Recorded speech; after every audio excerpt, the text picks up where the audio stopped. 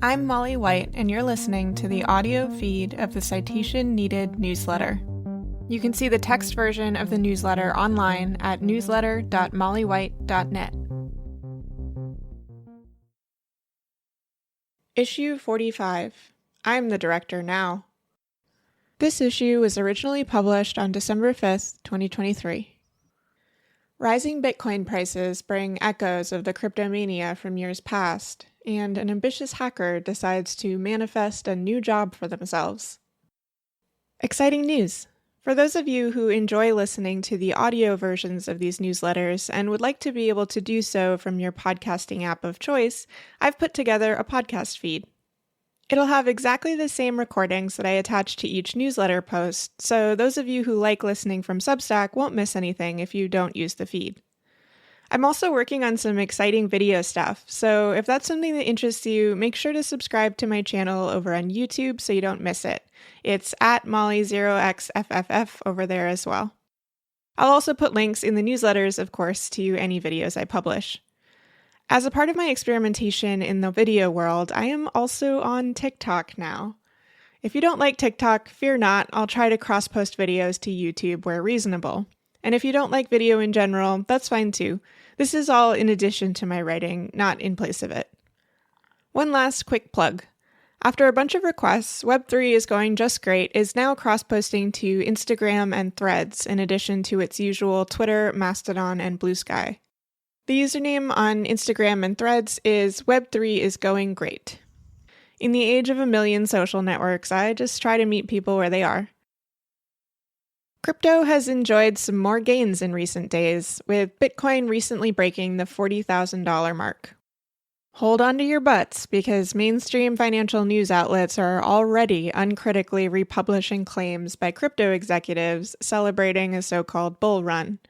In fact, CNBC seemed so eager to talk up the price movement that they even published a headline falsely suggesting that those same executives had predicted a $100,000 price in 2024. In reality, those predictions were coming from two different groups that also had reasons to try to pump crypto prices: a crypto firm and a bank that owns a crypto firm. Nayib Bukele, the Bitcoin-loving, temporarily not president of El Salvador, has been taking a Twitter victory lap as he claims his massive expenditure of the country's money on Bitcoin is now finally profitable. He also promised that he would hodl instead of, using some of those profits for the good of the country and its people. The claimed profitability is, of course, impossible to verify, as he has not published any wallet addresses he's used or any accounting of the purchases beyond occasional tweets. However, it seems that the graph he included along with his announcement tweet, which is from a website that estimates El Salvador's holdings based on Bukele's various public statements, actually had a bug that caused it to erroneously show that the country was in the black, when in fact the investments are still somewhat negative overall. Now I have to wonder how much Bukele even knows about his own country's crypto holdings if he's relying on the same rough estimates used by outsiders with no transparency into the country's spending. In the courts. Do Kwon of Terra Luna fame will be extradited after he completes his 4-month prison sentence in Montenegro for document forgery. The courts there still need to figure out which country has priority in extradition, the United States or South Korea. Kwon apparently told the court that he was willing to be extradited to South Korea, suggesting he might prefer that over the U.S. Charging Richard Hart, the founder of the Hex crypto scheme, was one thing. Finding him has been another. The SEC has apparently been on the hunt for Hart since their July lawsuit, and they've yet to be able to serve him. Hart has always been cagey about his whereabouts, but is believed to be somewhere in Finland. Meanwhile, Hart's been gloating in the third person on Twitter about charges against other crypto founders. He tweeted, "The list of people in jail or bankrupt that didn't like Richard Hart or the things he founded is really long." The guys who pulled off the first of 3 hacks this year against Platypus Finance have escaped criminal charges by arguing that they are white hat hackers who were only trying to safeguard funds that were endangered by a bug they discovered, and that they plan to return the $9 million they took, hopefully for a 10% bounty. A Parisian court has acquitted them, although the court did note that Platypus could go after the hackers civilly. More sports teams are regretting doing deals with crypto companies. Atletico Madrid is apparently gearing up to sue the whale-fin crypto exchange for not forking over the 40 million euros or $44 million that they owe in sponsorship payments. Whalefin had previously canceled a sponsorship deal with the Chelsea Football Club in December of 2022, reportedly because of financial difficulties. Also in the sports crypto overlap, headlines in major news outlets announced a $1 billion class action lawsuit against football star Cristiano Ronaldo for promoting Binance, with the plaintiffs saying it's his fault they lost money in crypto after signing up to trade on the exchange. It seems unlikely to me that they'd succeed on that point, which is sort of like suing someone advertising a casino because you decided to gamble there and then lost all your money.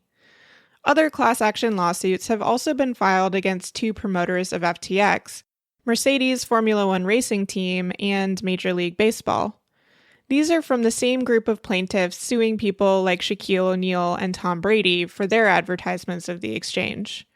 I normally don't talk much about class action lawsuits until they actually go somewhere, since many of them aren't particularly fruitful, but these have gotten some press coverage. In bankruptcies. There's been a hiccup in the plan to restart Celsius as NewCo.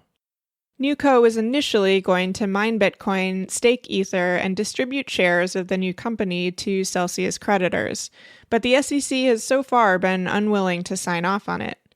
Celsius tried to pivot to a new plan, which would involve only Bitcoin mining, but the judge has expressed concern that this is substantially different from the deal creditors approved back in November. There will be a hearing on it in December, and it's possible that it will go back to creditors for another vote. If this falls through, Celsius will just be liquidated. Genesis and Gemini are still at each other's throats, and Genesis has now sued Gemini to try to claw back $689 million in so-called preferential transfers in the form of loans called back by Gemini in the 3 months leading up to Genesis's bankruptcy. A judge has okayed a $1.65 billion settlement payment by Voyager to the Federal Trade Commission, or FTC, which it owes as a result of an October 2023 lawsuit from the FTC over repeated claims that Voyager accounts were FDIC insured. In governments and regulators. A federal judge in Utah has demanded the SEC try to convince him not to sanction them in an ongoing case by the regulator against a crypto company called Debtbox. According to the judge, the agency made several representations while arguing for a temporary restraining order that were false or misleading, such as that the company had closed tens of bank accounts in recent days as a part of an attempt to move assets out of reach of U.S. authorities. However, Debtbox was able to demonstrate that this statement was false and that some accounts had been closed long ago, or by the banks rather than by Debtbox. Other crypto firms battling the SEC have already leapt on this order. Terraform Labs and Do Kwon have argued that it ought to be considered alongside their arguments that the SEC has been misleading, which are a part of a motion for summary judgment currently being considered in that case. You'd think they might wait for actual sanctions to come down, but I guess they're on a deadline. Coinbase has warned customers that they were subpoenaed by the Commodity Futures Trading Commission, or CFTC, which is apparently investigating the Dubai-based Bybit cryptocurrency exchange. The warnings weren't sent to all Coinbase customers and may have been targeted specifically to Coinbase users who also used Bybit. Bybit claims not to serve US-based customers, but its half-hearted geoblocks seem to be fairly trivially circumvented. The Financial Stability Board, or FSB, an international group that watches over the global financial system and monitors threats to its stability, has released a report on cryptocurrency firms or groups of firms that perform a variety of different functions, Think the FTX group and its many legal entities, which included the FTX cryptocurrency exchange and the Alameda Research trading firm. The report mostly concluded that more research was needed, but included a rather scathing line. Quote, available evidence suggests that the threat to global financial stability and to the real economy from the failure of an MCI is limited at present.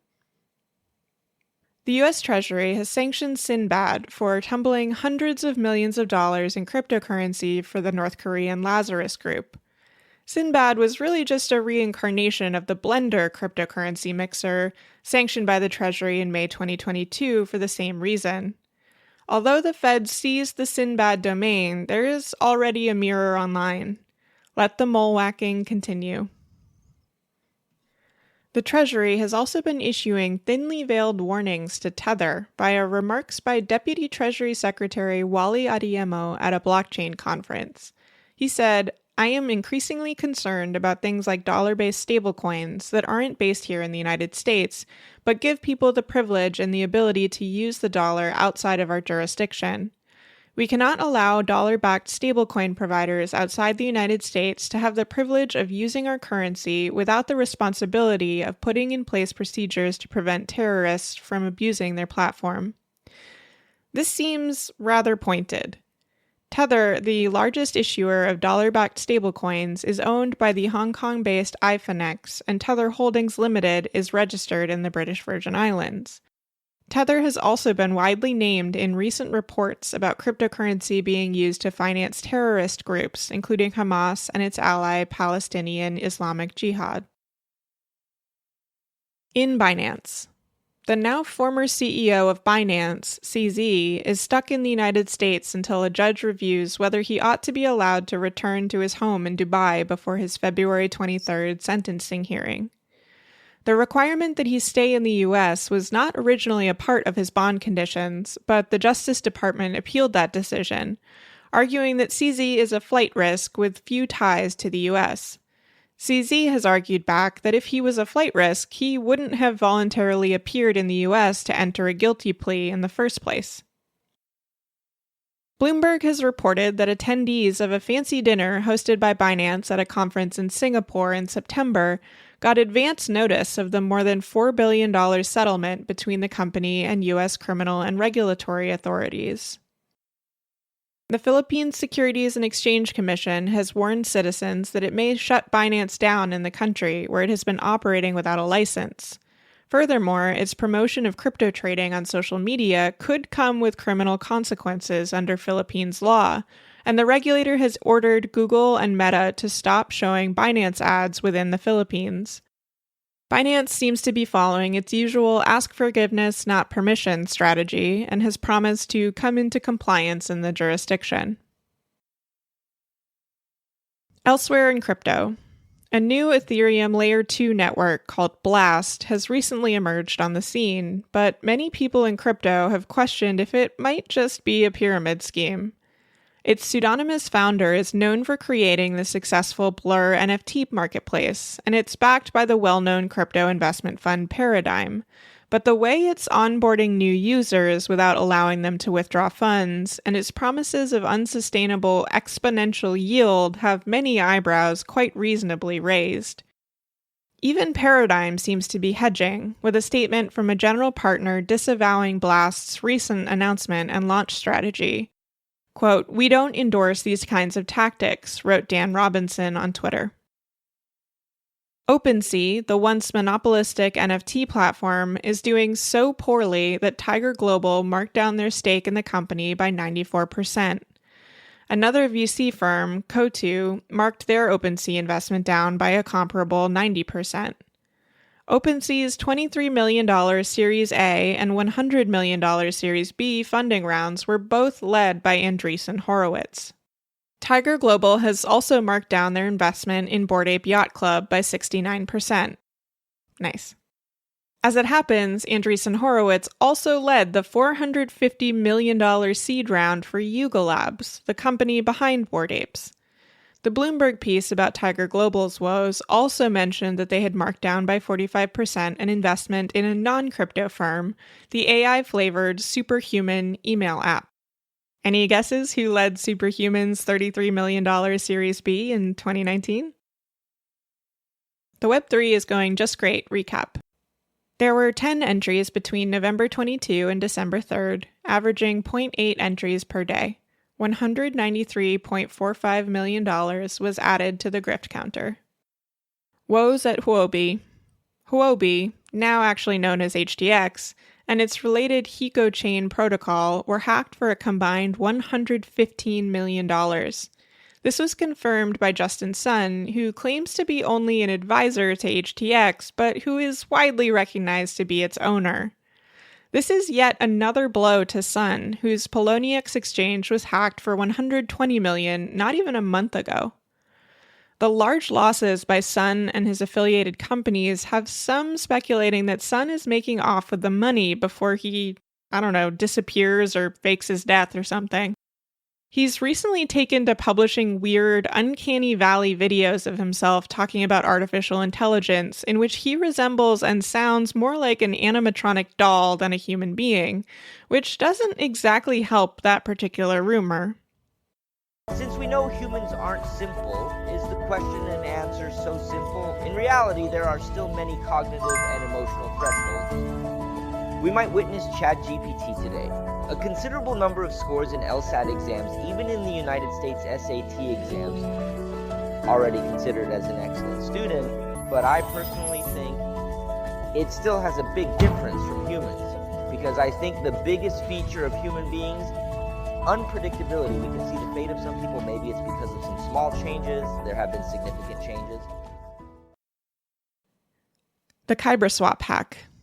The KyberSwap decentralized exchange was hacked for crypto assets worth around $54.7 million, although Kyber was later able to recover around $4.7 million from front-running bot operators. Since the theft, they've been communicating with the hacker, offering a 10% bounty if they return the funds. The attacker, apparently trolling, responded with a lengthy list of demands from Kyber, which included, quote, complete executive control over KyberSwap and the, quote, surrender of all assets. In exchange, they promised that the company's executives, quote, will be bought out of the company at a fair valuation, and, quote, wished well in your future endeavors. Never a dull moment in crypto. This amusing story was also the subject of my first ever TikTok video, if that's up your alley. Everything else. Users of the Safe wallet have lost a cumulative $2 million to address poisoning. Florence Finance also lost $1.45 million to address poisoning. DraftKings was secretly paid to run a Polygon network validator. The crypto media outlet Forecast has gone bust. Bitstable decided to burn most of the tokens after a public sale went wrong. The SoFi neobank ditched crypto. The Whonex crypto scam stole $19 million, and a Bitcoiner spent $3 million on a transaction fee. In the news. I joined Alex Kantrowitz and fellow guests Ryan Broderick and Deepa Seetharaman to talk about the effective altruist and effective accelerationist groups and their approaches to the development of artificial intelligence, which I wrote about recently, if you missed it. It was a really great conversation with really knowledgeable and thoughtful folks. You can find it on podcast apps or on YouTube, and it's titled Silicon Valley's Effective Altruist versus Accelerationist Religious War. Worth a read. If you really want to do a deep dive into the ideologies that have congealed around the artificial intelligence space recently, Emily Gorshensky's recent blog post titled Making God is an excellent read that ties in a lot of historical context and discusses the strong religious component. Continuing in the theme of Emily's writing about AI, linguistics professor and AI ethics powerhouse Emily M. Bender did a great thread on Mastodon about media coverage of AI and how poor reporting contributes to the hype and marketing coming out of these companies. The Markup published a piece titled Meet the Vietnamese Grandmother Fighting Misinformation One YouTube Video at a Time. After noticing a lot of pro-Trump content by Vietnamese YouTubers who were translating right-wing news outlets, this awesome woman started translating English-language media stories for Vietnamese speakers in the United States to help ensure there was access to a broader range of viewpoints. I love stories like this about individuals chipping away at big problems by volunteering their time to help make information available to others. That's all for now, folks. Until next time, this has been Molly White. Thanks for listening to this issue of the Citation Needed newsletter. To learn how to support my work, visit mollywhite.net/support. If you would like to read the text versions of these episodes, sign up to receive the newsletter in your email, or support my work on a recurring basis, go to newsletter.mollywhite.net.